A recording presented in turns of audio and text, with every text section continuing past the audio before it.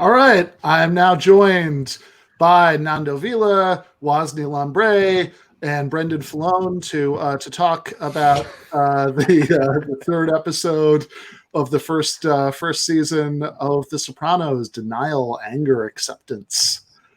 So, thank you, Which one guys. are you? I'm Denial. Okay. I'm Tony Soprano in that episode where he plays golf with Cusimano and his friends and realizes they were just mocking him the whole time. That's what I'm gonna. Yeah, fair enough. No, this is this is honestly, I thought this was kind of an intense episode. Like, it was Spectacular.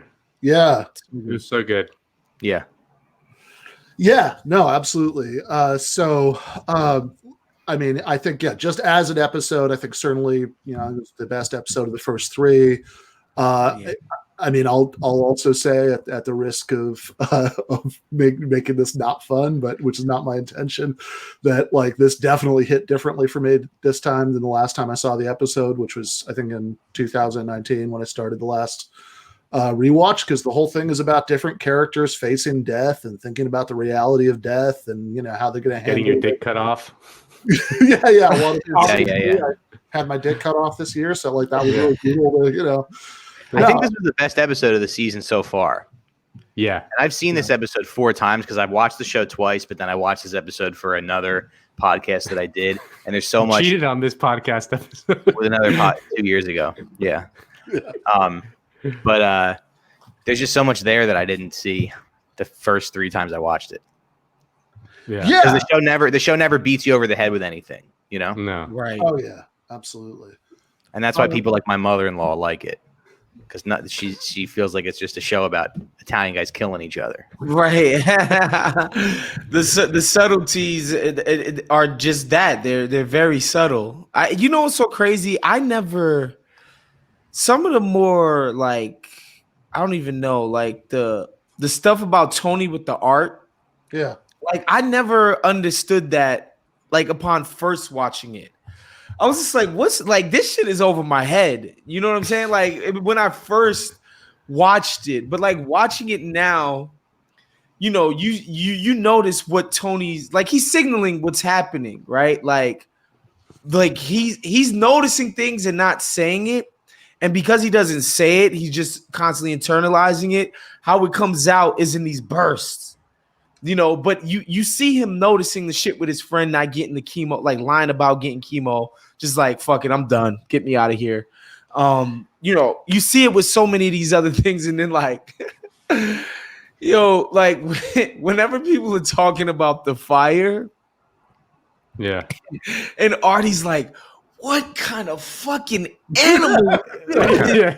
Well, this is the first episode where we see the quintessential Tony Soprano trait, which is very much like a American male trait in many ways, which is that like this incredible, almost incredible victim complex, an incredible kind of inability to confront the consequences of one's own action, right? Like, where he's just like, he gets mad, like he burns down Artie's restaurant and then gets mad at him for reminding him how fucked up that was. That's right. Like it's it's like the same thing with the bad guy in Terminator 2, Robert Patrick, like that subplot down the line where he like ruins this guy's life, and then when the guy starts crying, because he's just like, my life is ruined, Tony gets mad that because he's reminded that he ruined his friend from high school's life, and he's just like, look what you're doing to me.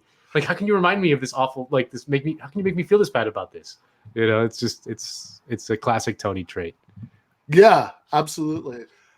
So I think the episode starts at Jackie Senior's hospital bed. Is that right? That's the first scene. So there's Uncle Junior's guy. Well, it starts with Brendan Fallone and Multisanti. Oh, that's right. That's right. They're returning the truck. Yeah. Yep. So this is the truck that Brendan hijacked last time, after they already got in trouble for hijacking Junior, trucks that are linked to Junior, and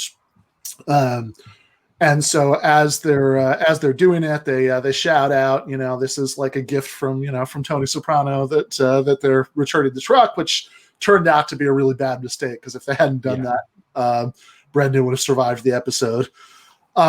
And then we go from there. Okay, so that's where we go to the hospital. Bed from there. Yep. So we're at the hospital bed. And Junior's guy, what's that guy's name? I don't remember. Mikey Palmisi. Mikey Palmisi. Mikey Palmisi. The very incredible 90s outfits this guy wears. This guy wears the Men's Warehouse catalog. It's great. Outfit. It's great. Yeah, I love his. I love how everybody, all the Italian cats on the show, tuck in their polos. I love that. I love that. That's just such dad vibes. Yeah, no, it's amazing.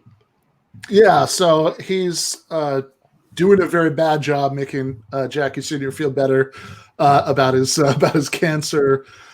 He's going on and on about all of this horrible cancer stuff. Then Tony and the guys come in, and basically Jackie, is complaining, about him. And at the same time, this is when we introduce what the episode's one of the big things that's going to go on in the episode, which is these Hasidic motel owners,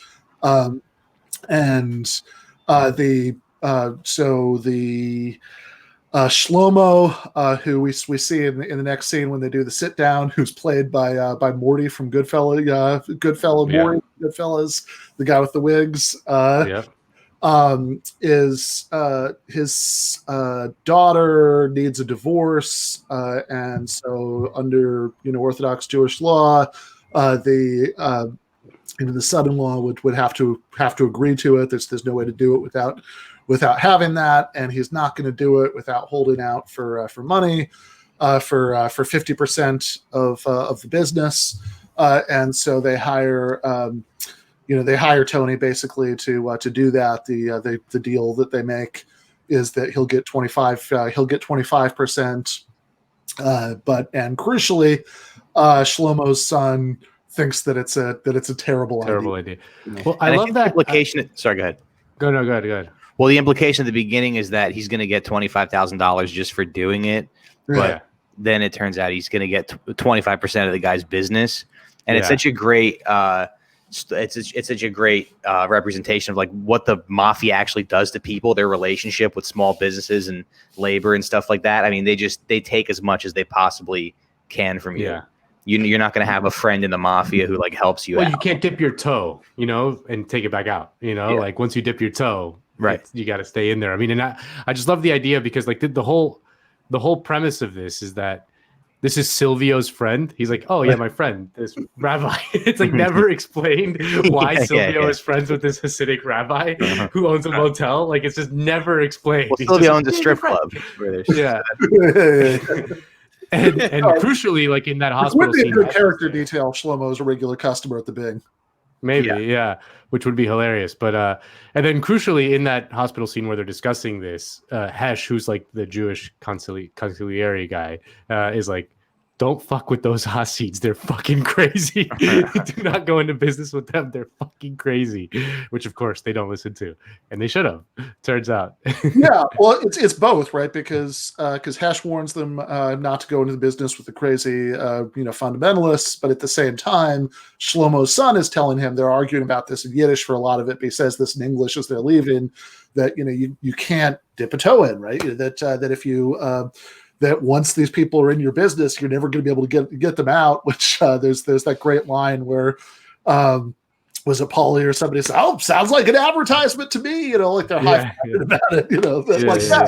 That's what we do. It's ill whenever they do. And whatever, I don't know how well they do the ethnic flourishes for these Hasidic Jews, but I'm always interested when The Sopranos goes outside the realm of Italian Americans, right?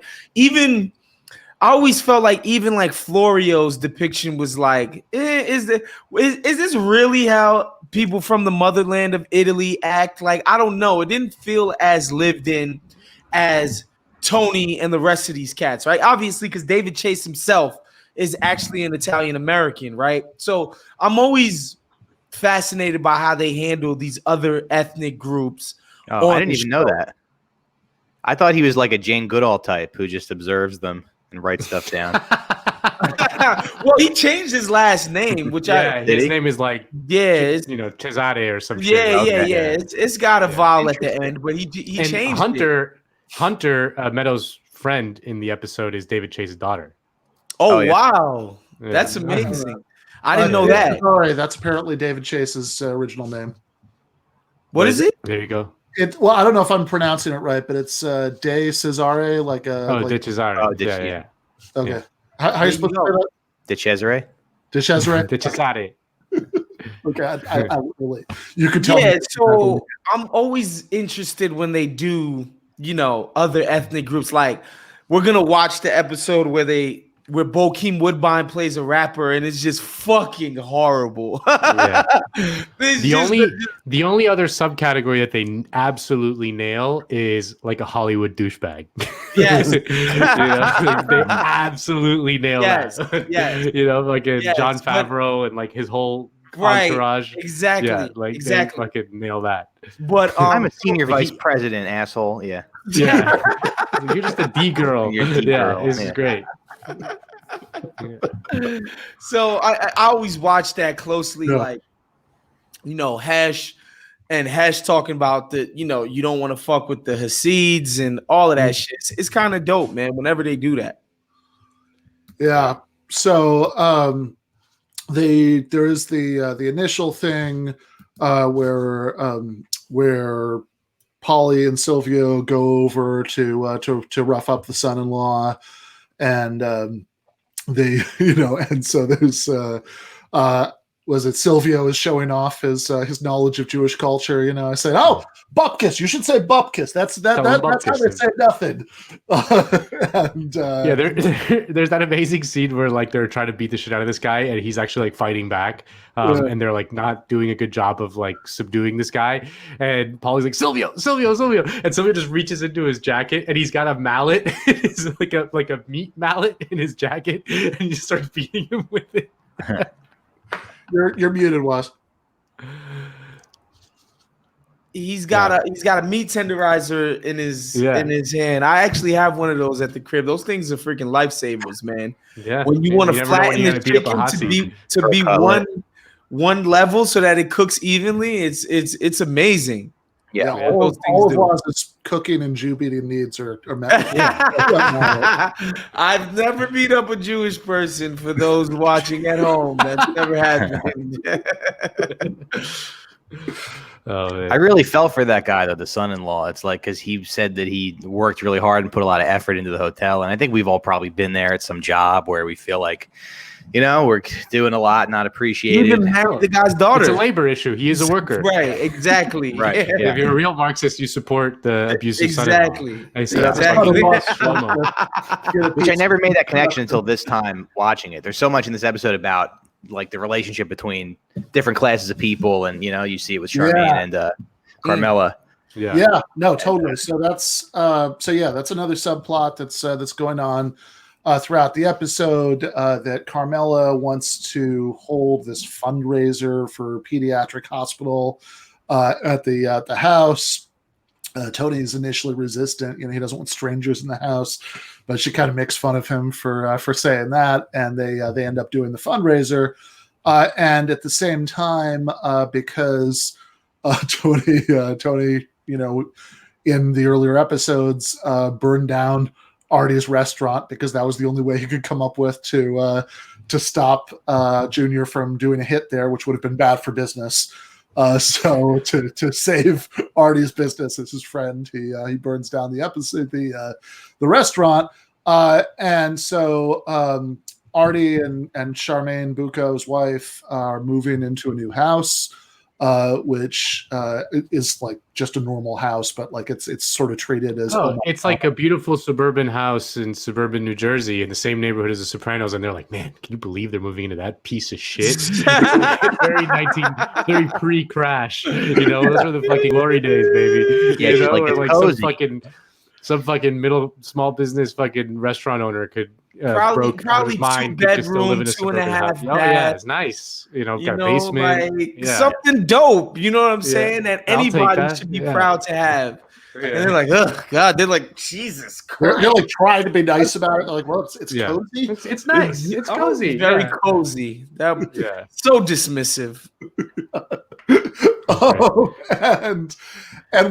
So basically at the same time, Tony is down in the with talking to Artie in like the garage or whatever, and he's trying to cheer him up, and Artie's going on about how the insurance won't pay for the restaurant because they correctly suspect that it's arson.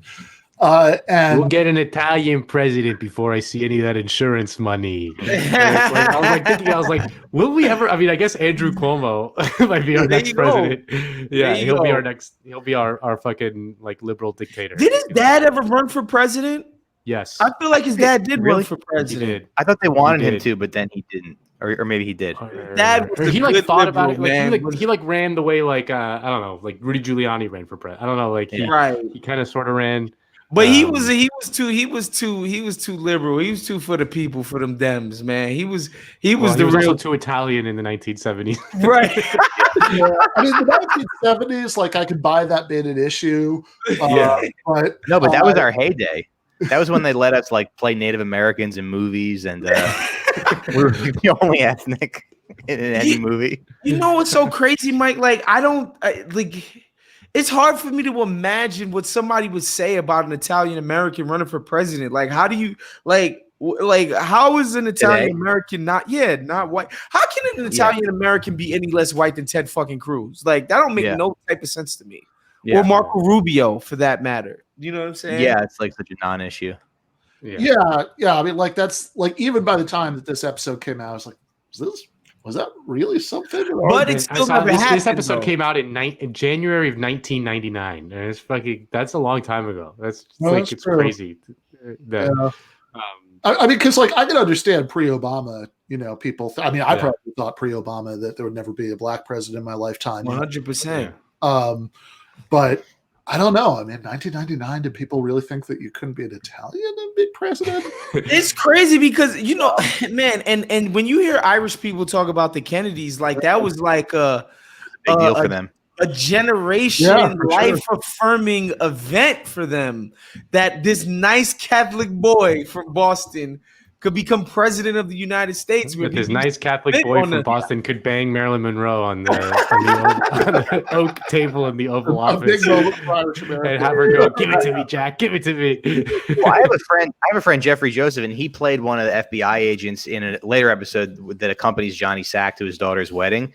And he said that the wedding scene took a long time, and he was like listening to all the Italian guys talk because Jeffrey's black, and he said all these guys, like, they had all their conspiracy theories, and they were like, let me tell you something. There would never be an Italian president in this country. They put a bullet in his head. He was like, this is the exact stuff that we talk about.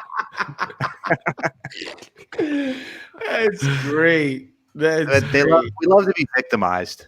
It would be hilarious if, like, Andrew Cuomo ran for president and the right-wing backlash to him were like, we're not going to have this fucking papist wasp in the White House taking orders from Rome. A papist. That's hilarious. Carmela gets the idea that they could hire the Buccos to cater at this thing, this fundraiser, and this is as I think Mike was saying earlier, this is the other big place besides the Hasid storyline where the class stuff comes into this episode. And also, by the way, on the other end, that you do see that Tony, I think, has like a really genuine friendship with Artie, even though he loves Artie. Yeah, Artie's probably his favorite person. on the show, like who isn't in his family. Like he's the only person he's ever. It feels like the love and the gestures that he shows don't need to be reciprocated. It like he's the only person who it feels like Tony's not. It's not an exchange of goods with him. Any goodwill that he's exchanging with Artie that is coming from somewhere genuine. Like everybody else is transactional. Well, yeah, but I mean, if Artie wasn't a good cook, Tony wouldn't pay him no mind. Well, he is a fat fuck. But they say throughout the entire fucking series.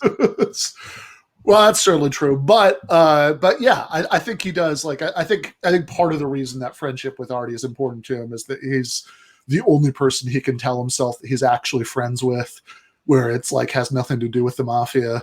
So also, he banged his wife. Which now, was that a have true, that like now, dominance over was him, that right? a true story? Yeah. Or was Charmaine trying to get a one up in the Well, she was trying to get a one up for it's sure. true. But I think It's she's doing it to one up her, but yeah, it's true. But okay, and that's part of her own resentment of Tony, and he is like, "Fuck this dude, he's an ex." Well, no, it's not just that. It's like she could have been. She's hotter than Carmela. Like she could have been Carmela, like if she wanted to. But she's maybe the hottest in the show. I think. Well, Adriana's the hottest. Adriana's probably the hottest. She's probably the hottest. But she's not. Charmaine is not far off, man. And then, man, Dr. Melfi be having some moments where I'm like, "Woo, Lord have mercy." Yeah. Yeah. I guess. I think much later than this. I don't want to be creepy about this, but later than this, Meadow. But right. Entourage Meadow. Couple years, But, when she's an entourage dating Turtle. Exactly. The funny also the C plot of this episode is hilarious, which is it's the basically rehash of the Saved by the Bell, Jesse Spano doing speed to be able to study more at night. Because like when Hunter's like, how old are these people? Like 16, like, I need that crystal to study. I'm like, I'm trying to imagine 12-year-old me watching this because I didn't, and being like, damn, like suburban white people are fucking insane, bro. They're doing crystal meth, like. Yeah.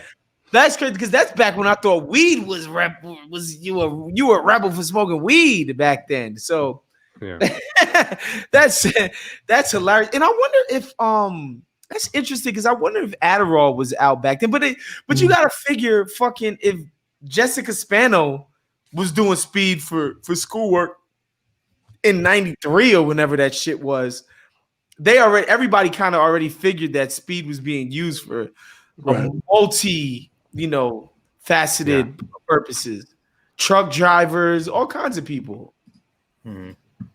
So in the so that's the C plot. So just to wrap up the initial presentation of B.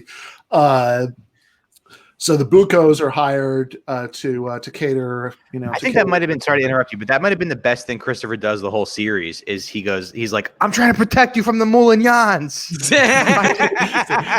You can't go down Jefferson Avenue. Those Moulignans will rape you and rob you and leave you on a street. And I'm not from New Jersey. I'm guessing Jefferson Ave is a reference to some known to be black part of New Jersey. Is that real? Yeah, it's probably like Irvington or like East Orange. Got you. Irvington, very big Haitian neighborhood, Nando. A lot of Haitians over there. Now, anyway. They'll rape you and rob you and leave you for dead Facts. on the floor. Facts. Oh man, that scene is that whole. I mean, because the payoff is so good. The payoff is just like this is like why this show is so much better than every other show. Like the ultimate payoff of this like seemingly stupid C plot is like where it crosses with the A plot, and it's just the most perfect fucking thing ever.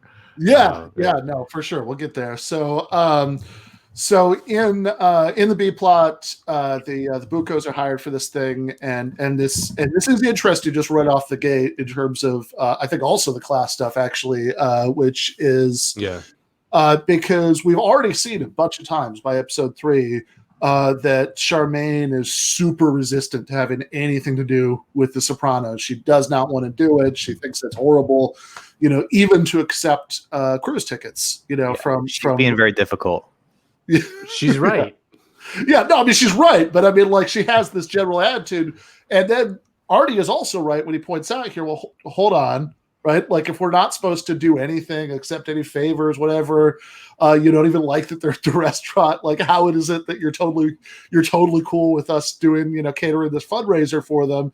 And of course, the reason is because in all these other contexts, being associated with this mob boss, makes, like, she thinks that like drags them down to their level. Whereas this one, it's like a rich people fundraiser. So she likes that.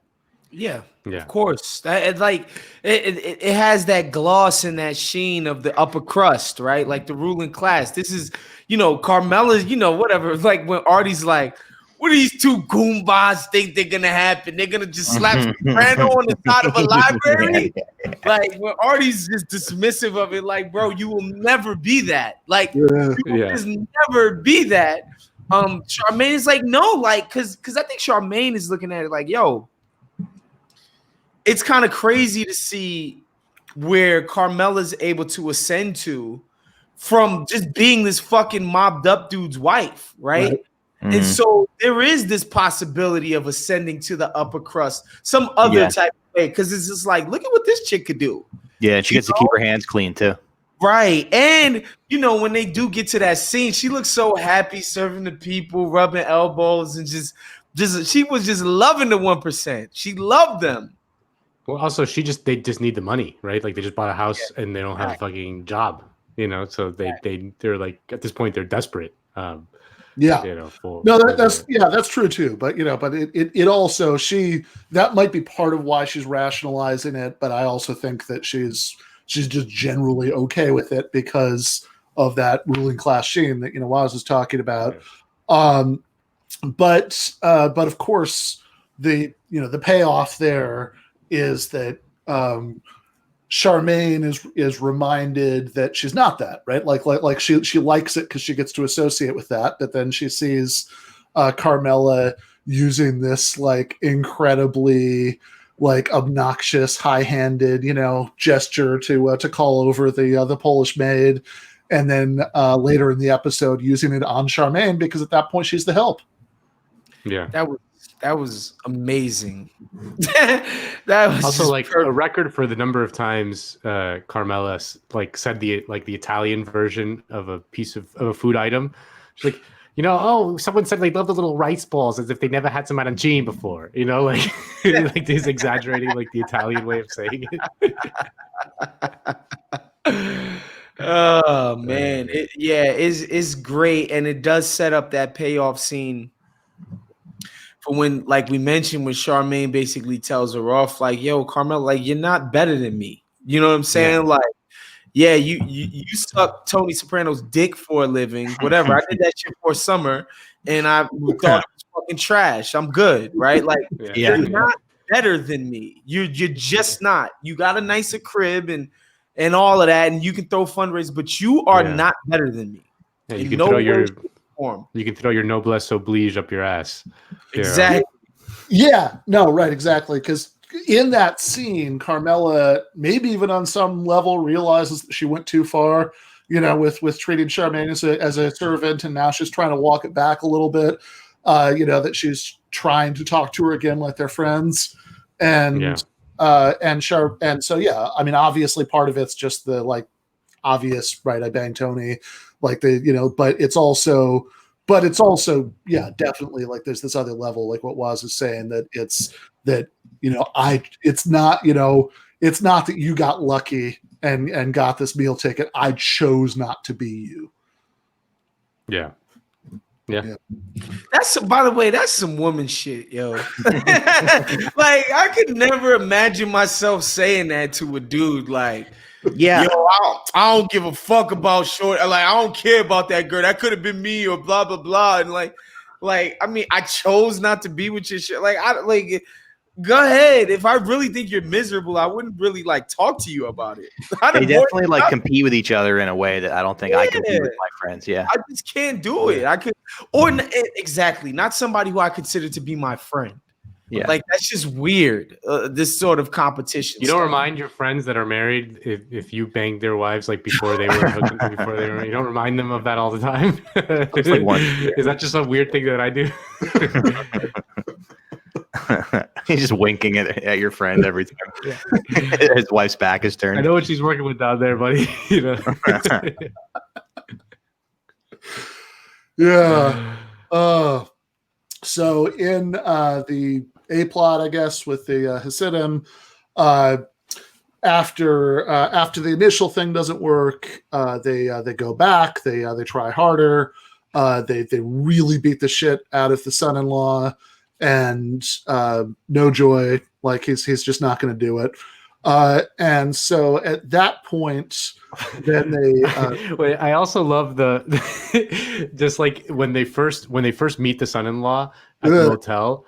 His like response, like his Jew guy responses to like he's like, hey, are you Ariel? He's like, depends. Are you a tax collector or like a bill collector or something? And they're like, oh, look at this guy. He's from the Catskills. He's like a comedy routine. Like he just keeps on. Yeah, he said, "What are we in the Catskills?" Like, hey, I care about the money. That's all I care about. Yeah, no, that's right. That like that the first.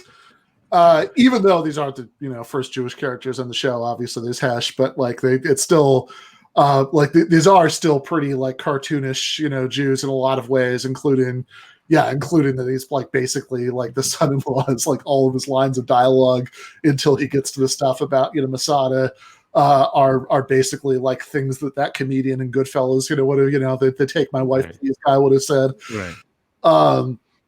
And we're friends with Shlomo. I'm bragging this, Yeah. It's so good. But he's not gonna do it, right? He's they can't beat him up enough that he's willing to sign the get to divorce his wife. He's that proud of his continental breakfast and his rental car drop off thing because he really feels like he made the hotel what it is. But I think we've all been there with our with the job. Yeah. So they call up Tony, and that's I remember this is like it's a little cheesy, but this is one of the lines that always stuck in my head the most from probably the first time I watched this episode. That the son-in-law tells Tony the story about the zealots, fighting off the Romans at Masada, and it's this like heroic story, and they're all slaughtered. But where are the Romans now? And they all commit suicide. Okay, yeah, that's right. They all commit suicide because they were all about to be slaughtered, which is actually still like I think still like that's where the Israeli Defense Forces like swear people in is like the yeah. They'd rather be dead and commit suicide than be enslaved again. But yeah, and then there's like this is like what it's like the little things like when they call Tony, he's with his Russian side piece. And it's like a throwaway scene, seemingly like it's not important. It's like very short, and it's just not important, seemingly. And then it obviously that it ends up coming back, but like because they need to remind you that Tony has a Russian side piece for like the ultimate payoff. Yeah, right. No, that's true too. So although there is, we should say another part of what's going on in the scene is that. Yeah, I don't know. I guess we didn't give it a letter earlier. We should have, but one of the main earlier plots is about Jackie and his battle with cancer, and Tony. Tony having a lot of trouble dealing with that, right? Because he does care about Jackie. He's really bothered by it, and it's fucking with him. So they earlier in earlier in the episode, he's talking to Dr. Melfi, and he's obviously trying to work it all out there. He sees this painting in Dr. Melfi's lobby that's just like a nothing. It's like a tree. It's and it's just like a nature painting. And he's like, oh, that horrible fucked up painting with the rotted out tree. You put that in here as some kind of psychological test, right? Dr. Melfi's like, what are you talking about? That's just a painting of a tree. And then he asks her for her medical opinion about this guy she's never met based on 2 sentences of Tony telling her about Jackie's condition. Like, hey, you went to med school, you think my friend's going to beat this cancer? And she does. I mean, what you'd think she would do would just be like, what? I can't tell you. I don't know. Like, how am I possibly supposed to know that? Like, there are cancer specialists. I'm sure your friend has one. Like I don't know what I'm supposed to say. But instead, she kind of asks him to describe his condition. And then when he does, she's like, oh, that doesn't sound good. And then he flies off the handle and starts screaming at her that, she doesn't know what he's talking about because Jackie's going to beat the cancer. And then that 3 weeks of chemo every single day. Not a single hair on his head fell off. He is that strong and beautiful. The chemo happened, his hair stayed on. Like, it's just yes. Yeah. Yeah. So then when he's over at his Russian girlfriend's place, he sees that she's got some other like innocuous picture there, and they don't even make a big deal of it in the scene. But you can tell that he's doing the same thing that he did with the picture in Dr. Melfi's office, that he's somehow reading into it that this is some horrible, dismal picture because he's struggling with death the whole episode. That's what it's about more than anything. And so he goes over there. The son-in-law tells him about Masada and asks where are the Romans now. Tony does the "hey, you're looking at them" thing, and then he calls Hesh for I don't know, expertise about how to intimidate a Jew. Since this is this is very different than beating up a Gentile. Like you need the Jewish opinion about how to go about shaking down a Jewish guy, apparently. And so Hesh reaches into his Jewish knowledge and tells him that Jewish guys don't like it when you threaten to cut their dicks off. Yes. And so he make like a moil and finish the job. So he does that, and that finally works. That's the thing that finally gets him to agree. And then, although then at the end of the episode, the Maury Rabbi Shlomo, wants to back out of it, and he doesn't want to give Tony the cut that he agreed to, because he says, yeah, okay, so you threatened him with castration. I'm sure that helped. Right, but like really, it's that we made this deal with him, and then Tony like shoves him up against the wall and tells him that like, no, obviously you don't just get to like, I mean, whatever, like out of all the horrible things that he does to people who go into make the mistake of going into business with him on the show, this is the one that was kind of like fair enough. Like, no, you don't actually get to make business deals with the mafia and then decide that you don't want to do it anymore. Like you should have known this, especially after they did the job. Yeah, and what's so crazy? Didn't the son-in-law want 50% at first? Yeah. So they end up keeping 60 instead of giving the son-in-law 50. They actually came out ahead in the deal. Right. When you really think about it, like, sure, they offered Tony 25, so they were willing to part with 25 and they ended up settling at 40. That works for everybody. No, they ended up selling at 15, but then Tony was like, no, it comes out of your end. Right. So they still get 60% overall. That seems 60%. That's pretty nice. Yeah. Considering homie was willing to die for it. Right. Yeah, right. So, Like at our next job negotiation, we're not going to be willing to die for our number. Right. That's how you know, as a worker, that's how you get the goods. You know, you strike and you're willing to die. You know, yeah.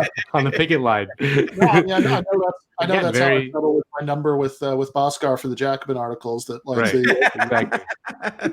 Well, having your penis cut off is way scarier than dying, I think. Because I had a little COVID scare last night, so I started thinking about like, okay, if I die, I guess I have to like find some friends to take care of my son, and maybe I'll go to heaven or whatever. But you think about getting your penis chopped off, you're like, what? How? Where do I pee out of? Can I get I guess aroused? it depends on how you die, right? Like, yeah, I mean, right. if you just get shot in the head, whatever. Mm-hmm. well, Seems yeah, like, which is kind of like, I think that's the subtext. Like, it's not exactly how he puts it, but that's kind of what Tony is saying at one point in the episode. So he has like he brings a prostitute, I guess a whore. I think that's how you're supposed to say it. yeah. Okay, very good. So to have sex with Jackie in the hotel room, dressed as a nurse, and then everything feels better, but then he, then it kind of crashes back down on him. No, but like, this is, I did a nice thing for my friend, but Jackie's still gonna die, and he still doesn't know how to deal with that. And what he tells Dr. Melfi is that it's okay if you die for something, like in a war or something, but not if you die of cancer. And that kind of seems like what that really is that, like, okay, are you just shot in the head, or are you dying in this like slow, horrible way in the hospital, like Jackie is dying? And Tony at least believes, he at least tells himself that he'd be okay with dying the first way, that if he were just like shot, that's obviously the kind of war that would happen, is that he's just like shot, by another gangster, and that like he's at least telling himself that he'd be okay with that, but he can't stand the idea of dying like Jackie's dying.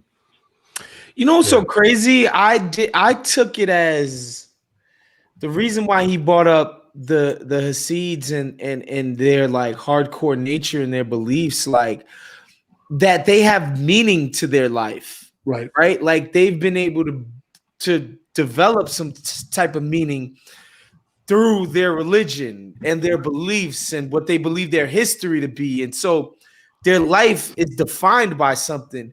Where I think Tony's just like, my life is pointless. Like, what do I do this shit for? And I think he kind of got brought into, all right, well, I do have my daughter, right? Like he goes to the Christmas concert and he watches Meadow sing these beautiful songs or whatever. And he loves that, but like it's crazy. Like he just felt like it. To me, it was him, a guy realizing that his life is pointless. And I feel like so many of us go through that, where it's just like, like you notice like the stuff that you see in society that you thought was this, or you thought was just like, that's some fucking bullshit. Yeah. So it's like, if everything is bullshit, then like, what is this? Like, what is this? He's like contemplating the meaning of life. It's crazy. Italians really only had like ancient Rome in the 1970s. Those are like our days, our days in the sun. Wait, is the 1970s like when you were committing genocide on like Coppola in Gaul, and or when all right, you were everybody just was committing genocide back then? I'm like, wait, what was so dope about the 70s for Italians? I'm like, is that they were doing false flag operations against their own prime minister? Yeah. Oh, hell yeah. okay, got you. Yeah. Oh yeah. Working with the CIA to do false flags. It's great. Just like a great time to be an actor or something, Okay, yeah. No, that's what I thought he meant, that it was just like the heyday of like, I don't know, like Francis Ford Coppola and Mean Streets or something. Yeah. But also the Years of Lead, all that good stuff. Gladio. Fun. yeah. So yeah, I think that's definitely part of it. That he thinks that if he dies, like, it's weird though, that because that is definitely what he's dealing with, the idea that, oh my God, if death is inevitable, it's real, then what does any of this mean? But then, like, even so, he's still like, well, it's okay if you die in a war or something, which, like, kind of seems like, again, given the kind of war that he's going to die in, it's like, okay, so that's meaningful if I die because somebody shot me in, like, a dispute about garbage routes, that Right. that I feel like my my Right. life and death meant something. But, And it's that's intercut with the just sort of the wanton murder of Brendan Filone. yeah, right. So that's the thing, because they have all this discussion in the dialogue about dying, about Tony struggling with Jackie dying, about how he could imagine dying, and whether he'd be okay with it, under what circumstances. And then you get a couple of things in the episode where this plays out. So there's obviously the Hasidic son-in-law who is unafraid of death. That's the whole thing. He's afraid of getting his dick cut off, but he's unafraid of death. And then there's Brendan Filone, who actually does die at the end of the episode. And then there's Christopher, who doesn't die, but we at least see how he would face death. Well, crucially, Livia, Tony's mom, orders the hit.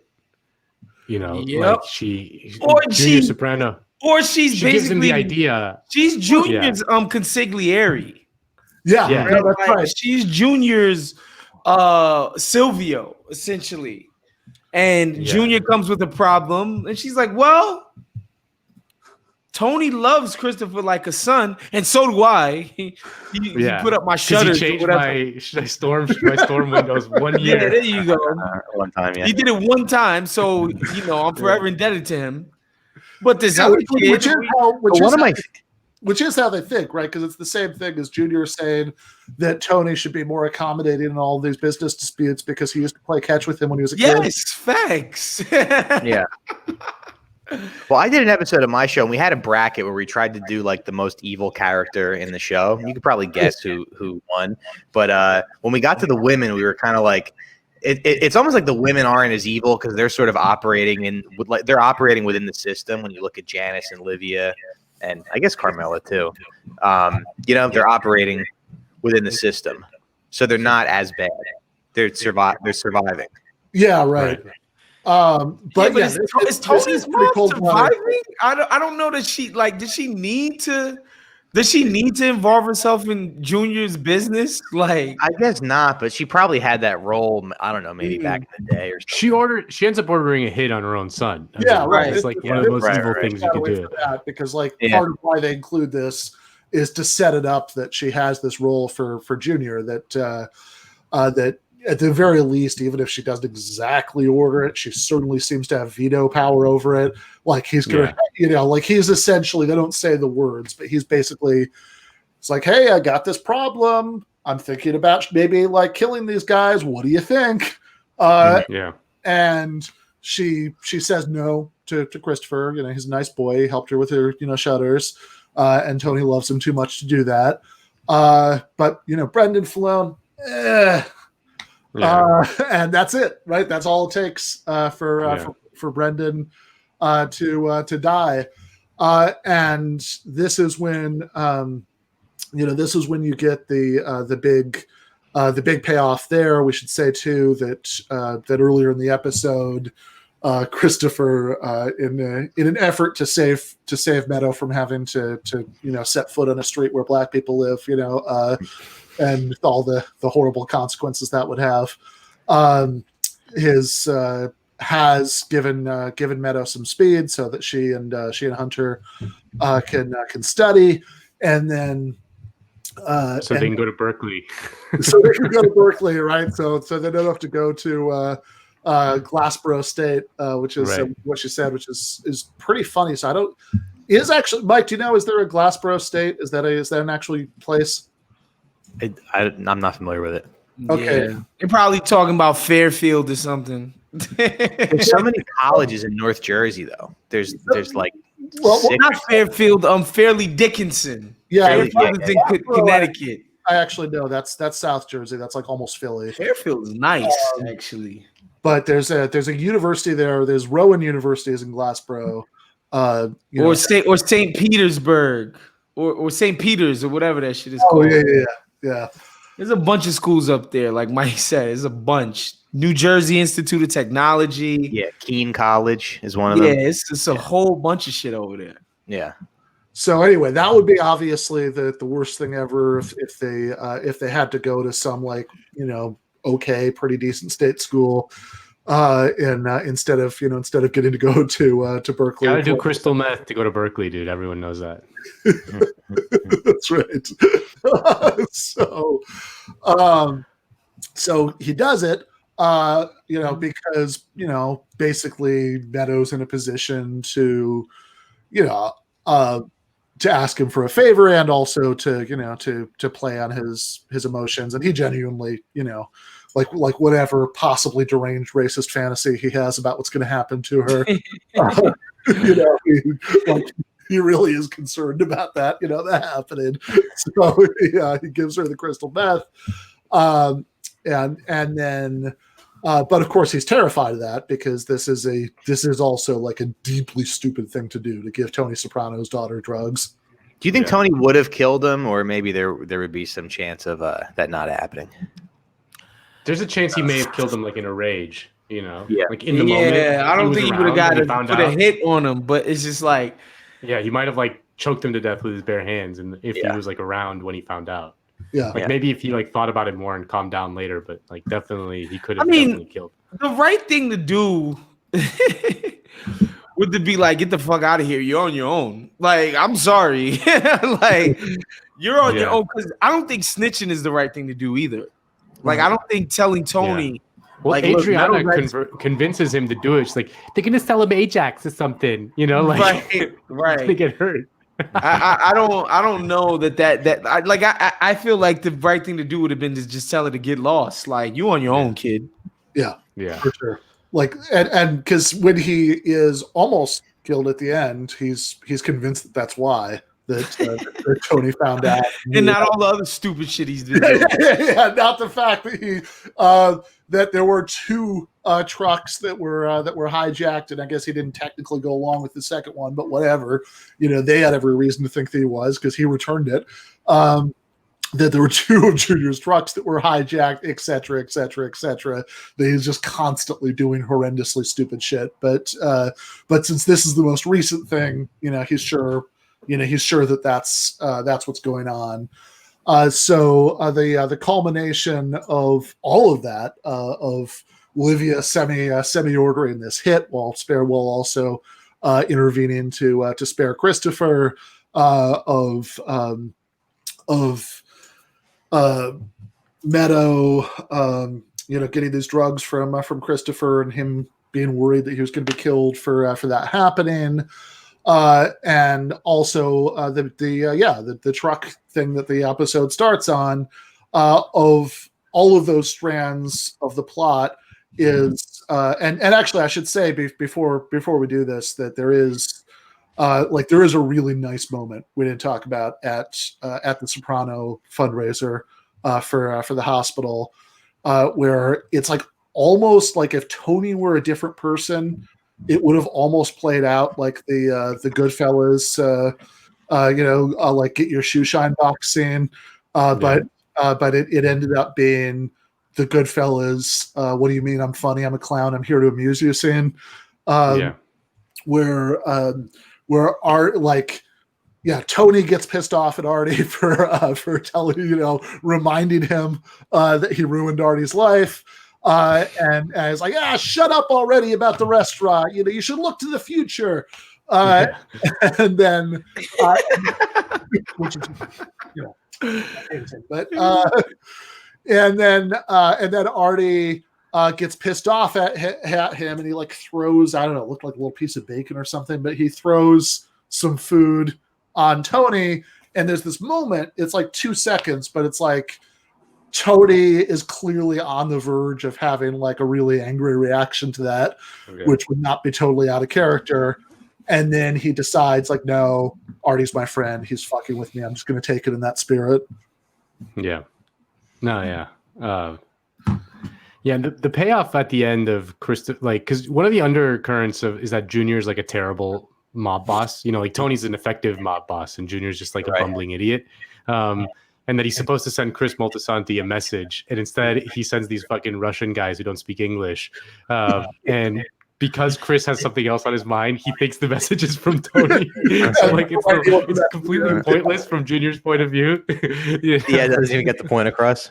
He doesn't even get the point across. It's like, like Junior's just a fucking idiot. You take him out to the dock, you put the gun up against his head, he's begging for his life, you pull the trigger, he thinks that's it, he thinks he's dead, and then then he you just walk away, and then he has no idea why that happened. You don't even say like you don't even send somebody who would say, "Hey, this is a message from Junior Soprano," which would be the entire point of doing that to him. Right. So he just thinks Tony like was mad at him over this. It's great. It's a great, like, just the dramatic irony. It's just a great payoff to the whole episode. Like this like incredibly tense moment, but it's just like it's ridiculous. It's absurd. Like Chris thinks it's about something else. Like it's just the perfect like all the plots just coming together for one big joke at the end. Yeah. For sure. Although it's also, I mean, it's a perfect Sopranos thing because it is a big joke at the end. That's always there, But it's also an amazing scene. I mean, it's like their version of like the christening scene from the end of the first baptism. Yeah.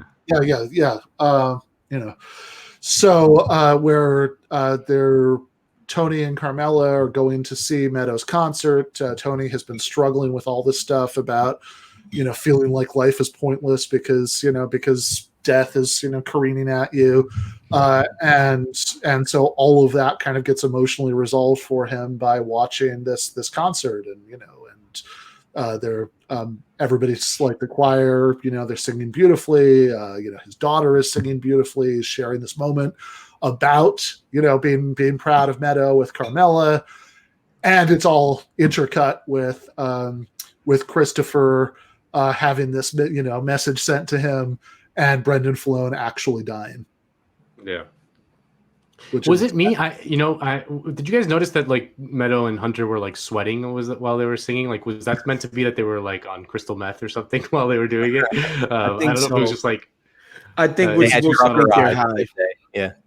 I think we're supposed to think they're high. Also, Junior's fucking goon is so fitting as a like he could only be Junior's fucking right. Yeah. Right? Yeah. Like they're both little nattering little freaking gossip buzzards. Yeah, that's what they are. They're just constantly complaining and bitching and nags. Like they're so perfect for each other.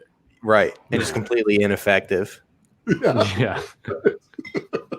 Well, Junior's crew. That's because there's Mikey Palmisi, and then there's that guy Chucky Signori who we meet later, and then there's Patsy Parisi's brother Phil, who Patsy later in this. I keep jumping ahead, but who Patsy describes as like a very gentle guy, and he's the one who's like kind of running his mouth at the beginning of season 2. Yeah. So yeah, it's funny to think of Junior's crew as a sort of like that. And there's Bobby Bacala, yeah. Right. Yep. Ends up becoming one of has a very misfits. Yeah, that's right. Yeah. It's like the little island of misfit toys, that Junior Soprano has gathered around him. Yeah. And Mikey in particular, I mean, like might be like the worst gangster that you see on this entire show. I mean, obviously you have lots of Sopranos characters who just like fuck themselves up and sabotage themselves by being these crazy hotheads. Like it's not that, but just in terms of his like day-to-day attempts to interact with people and function as a gangster, like he might be like the stupidest and like least equipped to do this of anybody on that entire show. Yeah. Can I go off topic for a second here? Yeah, please. There's this is comedian Kyle Dunnigan, and he's got a video on his Instagram page, and he puts filters on his face, and he does like a Ray Liotta impression. So he put like a Ray Liotta filter on, and he did like the Goodfellas ending with all the rioters at the Capitol getting arrested, and it's like, oh, I saw that. Best fucking thing I've ever seen. It's so good. Send it in the chat. Yeah. Cole James Cash texted this to me last night. I should still. He's like, first they pinch the feet guy. yeah. Well, actually, hold on. I know, Waz, you have to go, but this is just a minute. Let's because this is amazing. So here we go. Share audio. We're banning everyone from getting on a flight.